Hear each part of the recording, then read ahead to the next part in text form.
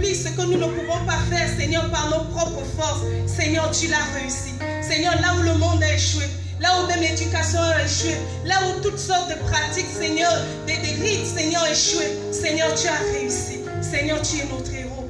Merci, Seigneur, de nous avoir choisis. Merci, Seigneur, de nous avoir mis à part, Seigneur, pour ton œuvre, pour ton service, Seigneur. Yahweh, nous voulons nous disposer cet après-midi. Seigneur, écoutez ta parole. Seigneur, laisse que nos cœurs, Seigneur, soient disposés. Nous renonçons, nous chassons loin du milieu de nous tout ce qui est esprit de distraction, divagation, de pensée, égarement d'esprit. Nous amenons toute pensée captive à l'obéissance de Christ. Merci, Seigneur Jésus. Parle, Seigneur, tes serviteurs écoutent. Au nom de Jésus, nous avons ainsi prié. Amen. Amen. Shalom, shalom, bien-aimé. Shalom. Tu es le choix de Dieu. Alléluia. Nous bénissons le Seigneur qui a permis que nous puissions revenir sur ce thème combien important. Alléluia. Parce que si nous ne comprenons pas là où le Seigneur est en train de nous amener, nous risquons de vivre juste pour vivre. On compte juste les heures qui passent, les jours qui passent, mais on se demande, en fait, pourquoi est-ce que je suis né? Le Seigneur a permis que nous revenions sur cet enseignement qui a été donné en août 2017 afin de pouvoir asseoir davantage cela dans nos cœurs. Alléluia.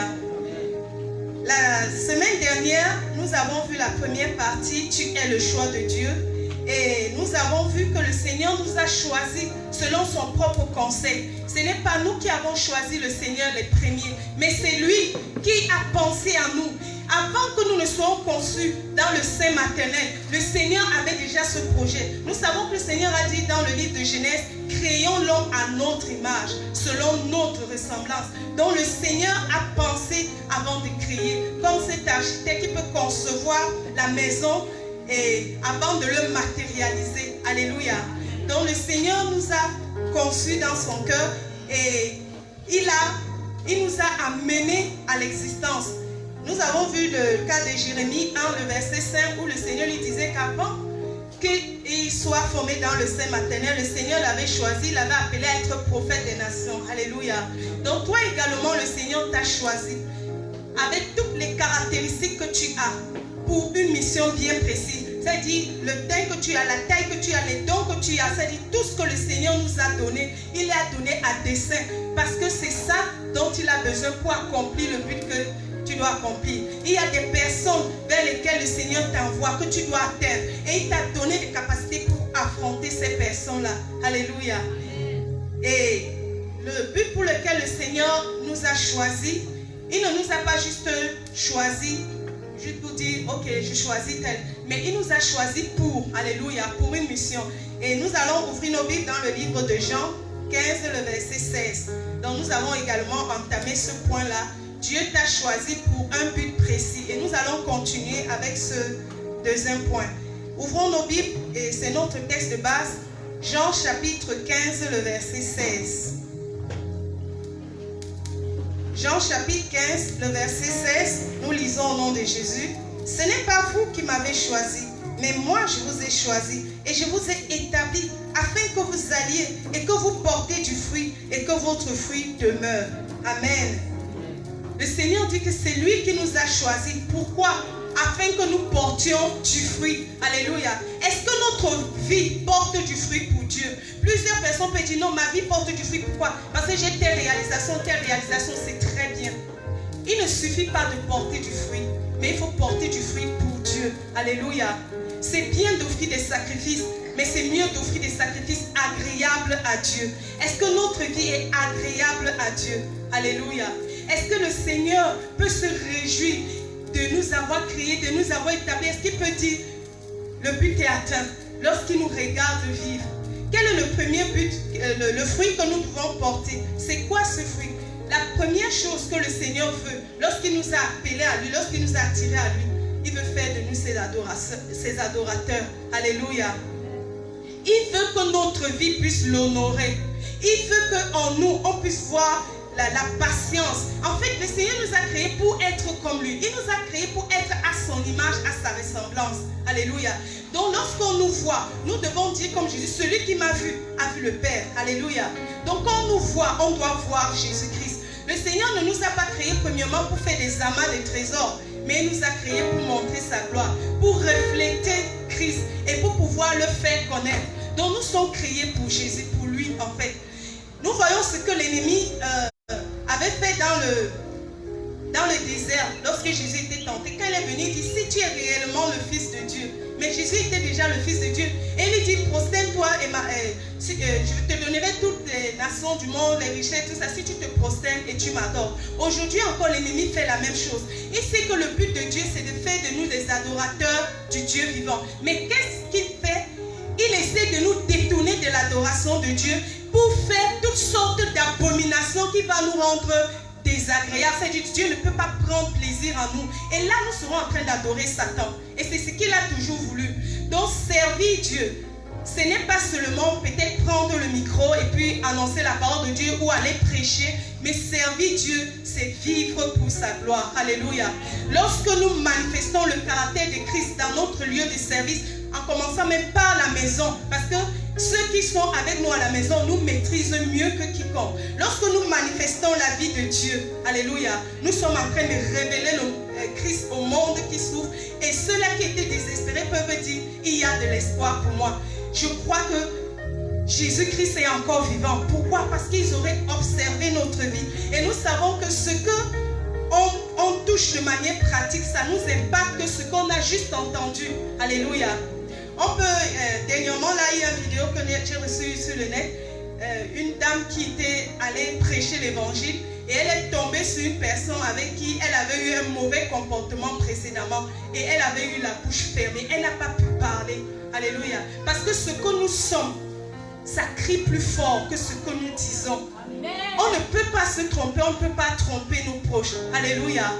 Donc, si nous avons un caractère excréable et puis nous ouvrons la bouche pour pouvoir dire Jésus-Christ, cette parole-là, ça n'aura pas du poids. Alléluia. Donc, la première des choses, le Seigneur veut que notre vie puisse montrer Christ. Et quelles sont les conditions? Aujourd'hui, je vais m'attarder sur les conditions à remplir pour pouvoir accomplir les desseins de Dieu. Nous avons dit que le Seigneur nous a créés pour pouvoir porter les fruits pour lui.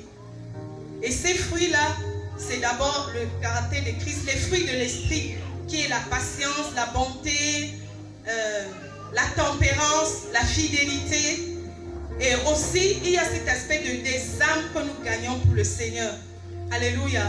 Nous sommes un peu comme ce Moïse que le Seigneur sauve lui-même. Et maintenant, le Seigneur l'envoie aller sauver les autres qui étaient en captivité pour les amener servir Dieu. Parce que quand Moïse a sorti le peuple d'Israël du désert, il l'a amené sur la montagne pour adorer le Seigneur, pour offrir des sacrifices à Dieu. Alléluia.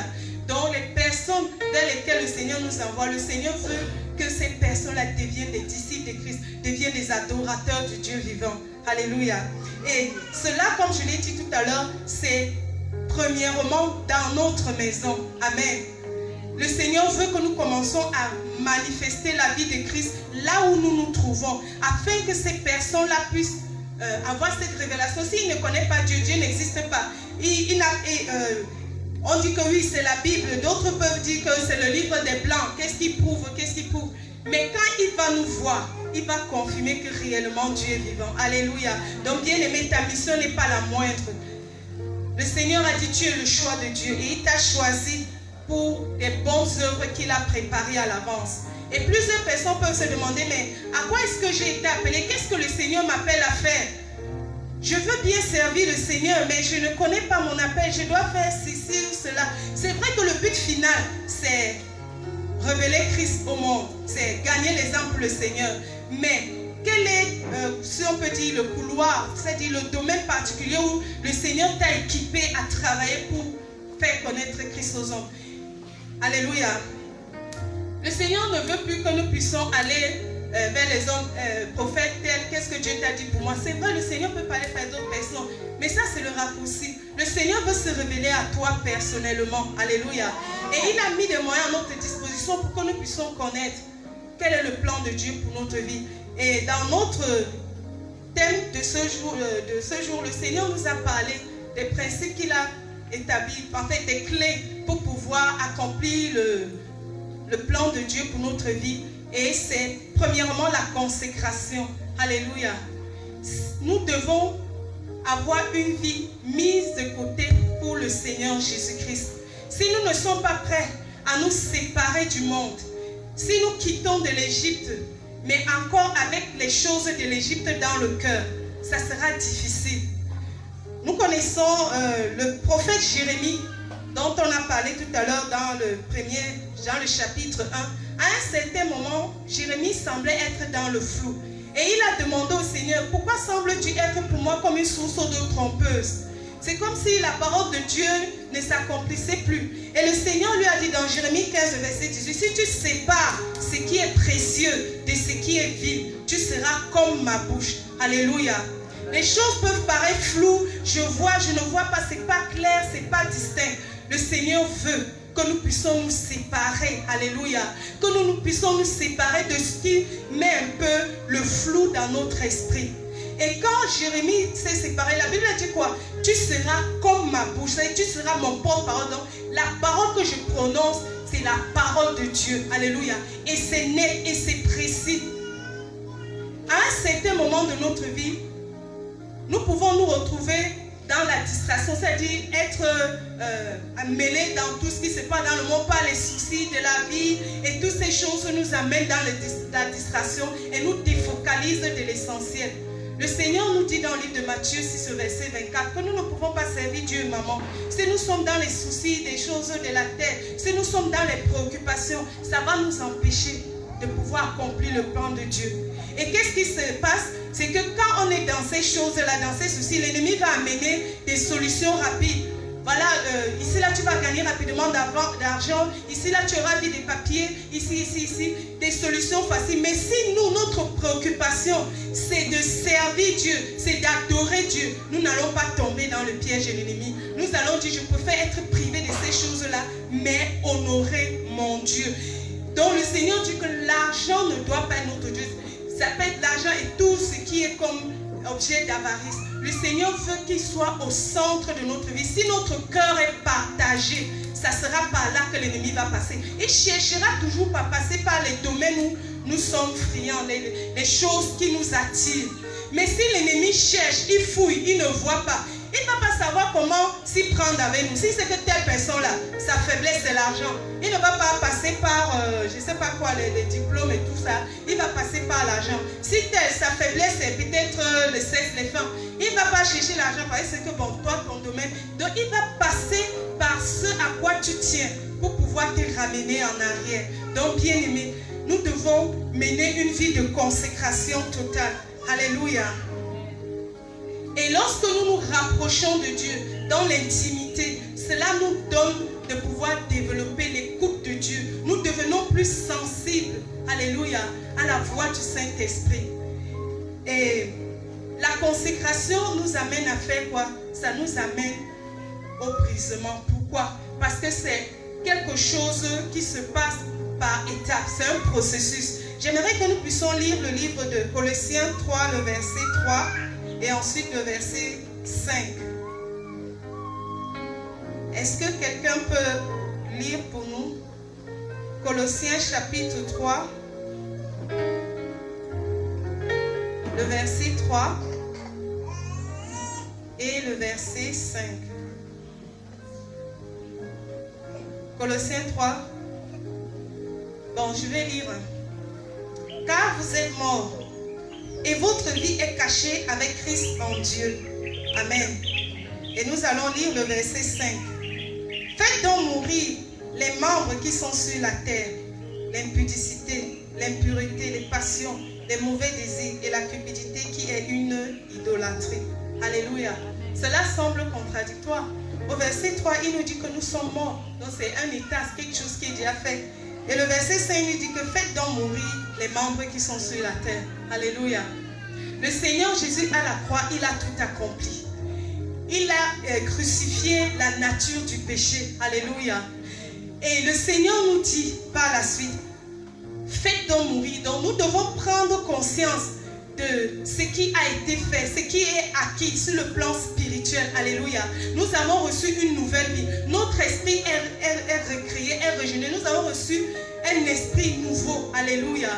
Et maintenant, le travail se fait à quel niveau? La chair, alléluia, doit être, c'est-à-dire on doit appliquer la croix de manière quotidienne. C'est ainsi que notre consécration va de profondeur en profondeur. Alléluia. Jusqu'à ce que nous soyons à l'image de Christ. Parce que si nous refusons de mourir, nous ne pouvons pas révéler le caractère de Christ au monde. Alléluia. Et par conséquent, les âmes ne pourront pas être sauvées. Nous connaissons ces personnes-là qui ont impacté le monde. Je prends l'histoire d'Esther. Esther, la Bible dit que le Seigneur a permis qu'elle soit, elle devienne l'épouse du roi. Alléluia. Mais elle n'était pas juste, le Seigneur ne l'a pas mis juste à ces positions-là pour qu'elle puisse jouir de la vie, dire que waouh, je suis heureux, vraiment, Dieu s'est souvenu de moi, il m'a béni, il a changé mon histoire. On pourrait se dire que tout est arrêté, elle est arrivée, non, quand elle est devenue reine. Mais ce n'était pas fini, alléluia. Si le Seigneur t'a donné les dons qu'il t'a donné, si t'a donné la position sociale que tu as, si t'a donné le mari que tu as, les enfants que tu as, en fait, tout ce que le Seigneur t'a donné, c'est pour un but. Ce n'est pas la finalité, mais c'est un moyen pour accomplir le but. Alléluia. Lorsque le temps est arrivé, où ce pourquoi le Seigneur l'avait positionné là est arrivé. Alléluia. Elle a dit, ah, Mardoché, tu sais, elle a envoyé dire à Mardoché qu'il y a une loi vraiment qui est sortie là. Si le roi ne t'a pas appelé depuis un certain temps et que tu te présentes à qui t'a appelé, tu risques la peine de mort. Et qu'est-ce que Mardoché envoie lui dire? Qui sait si ce n'est pas pour un temps comme celui-ci que tu es arrivé à la royauté? Mais sache que si tu te tais maintenant, le salut et la délivrance des Juifs viendra d'ailleurs. Et toi et la maison de ton père, vous périrez. Qu'est-ce qu'elle a dit? Elle a, ça fait comme l'effet d'un électrochoc. Elle s'est réveillée, alléluia. Et elle a pris un temps, 3 jours de jeûne et prière avec tous ses servants, tous ceux qui étaient avec elle. Et elle a dit, je vais me présenter chez le roi. Et si je dois périr, je périrai. Alléluia. Si nous n'arrivons pas à ce niveau-là, où nous disons que si je dois périr, je périrai, nous ne pourrons pas accomplir les desseins de Dieu pour notre vie. Le Seigneur veut que nous puissions nous identifier à la mort de Christ à la croix. Parce que sans la mort, il n'y a pas de résurrection. Plusieurs, nous voulons vivre la vie de résurrection de Christ. Tout, c'est-à-dire expérimenter la vie de résurrection de Christ, la vie de puissance, la vie de manifestation. Mais ça ne peut pas être possible si nous n'acceptons pas premièrement de mourir. Donc nous devons nous conformer à la mort de Christ à la croix afin de pouvoir manifester aussi la vie de résurrection de Christ. Alléluia. Nous avons l'exemple de Jacob.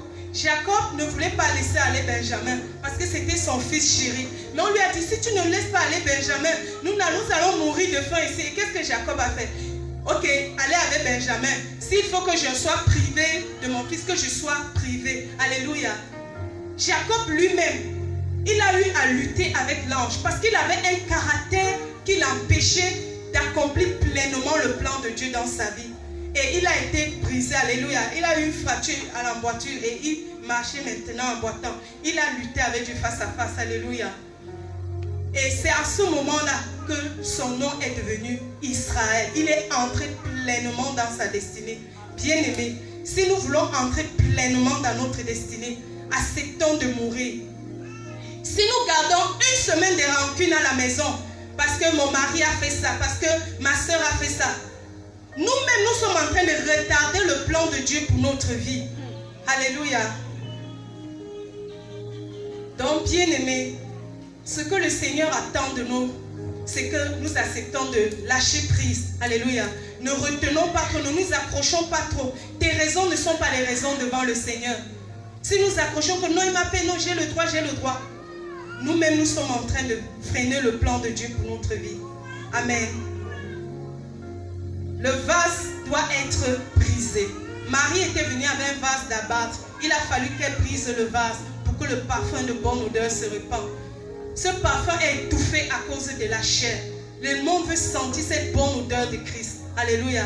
Il a fallu que Jésus-Christ meure sur la croix. Il était cette graine-là qui était sémée, qui était en terre, mise en terre. Il a fallu qu'il meure pour que des âmes, des multitudes d'âmes soient sauvées. Voilà le schéma que le Seigneur donne. Ce n'est pas quand je vais faire des grandes croisades où je vais faire, je ne sais pas. Mais pour faire toutes ces choses-là, pour que ça soit efficace, il faut premièrement que je meure. Alléluia. Donc voilà la quintessence du message. Le Seigneur veut, il nous a choisis pour que nous puissions révéler Christ au monde. pour que nous puissions gagner les âmes pour lui. Et pour pouvoir gagner les âmes pour lui, nous devons accepter de mourir à nous-mêmes. Parce que quand Jésus est mort sur la croix, qu'on a reconnu qu'il était véritablement le Fils de Dieu. Alléluia. Bien-aimé, peut-être tu écoutes cette parole et tu dis, je suis encore plein de moi-même. Il y a des choses que je ne supporte pas qu'on me fasse. Je ne peux pas accepter. C'est-à-dire ces choses que nous reconnaissons au fond de nous-mêmes. Avant que je n'entre dans cette profondeur de travail par rapport à ma vie spirituelle, je me donnais beaucoup de points. Mais quand le Seigneur m'a amené à me regarder vraiment comme il me voit, alléluia, j'ai vu que j'étais très très loin, que j'avais encore beaucoup de travail à faire. Alléluia. Si nous voulons aller loin avec Dieu, vraiment, ouvrons notre cœur, exposons-nous devant le Seigneur. Plus nous voyons la grandeur de Dieu, nous voyons combien nous sommes tout petits devant lui. Alléluia. Est-ce que nous pouvons nous incliner dans la prière? Le point de départ, nous avons parlé de la consécration. Mais le point de départ de la consécration, c'est la nouvelle naissance.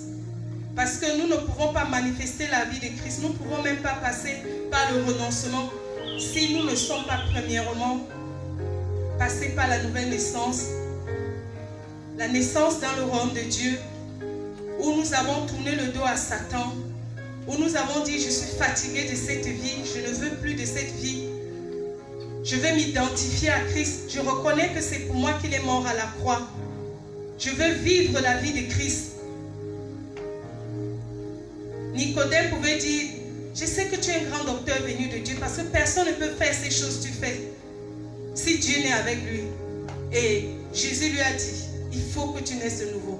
Alléluia. Parce que c'est ça le secret. C'est la porte d'entrée. C'est le point de départ. Avant de parler de consécration, de mourir à soi, le point de départ, c'est la nouvelle naissance. Alléluia. Est-ce qu'il y a quelqu'un qui veut faire un engagement nouveau avec le Seigneur? Il lève tout simplement la main et nous allons prier. Alléluia. Priez également pour notre consécration. Que nous puissions dire au Seigneur, me voici, envoie-moi. Seigneur, je vais accepter de renoncer à moi-même pour que tes desseins soient accomplis. Le Seigneur Jésus pouvait dire, ma nourriture, c'est de faire la volonté de mon Père. Je veux mourir à moi-même, c'est-à-dire renoncer d'abord à mes priorités pour accepter la priorité de Dieu qui est de faire sa volonté, qui est de gagner les âmes pour le Seigneur. Inclinons-nous dans la prière. Seigneur Jésus-Christ, acclamez très fort pour notre Seigneur Jésus.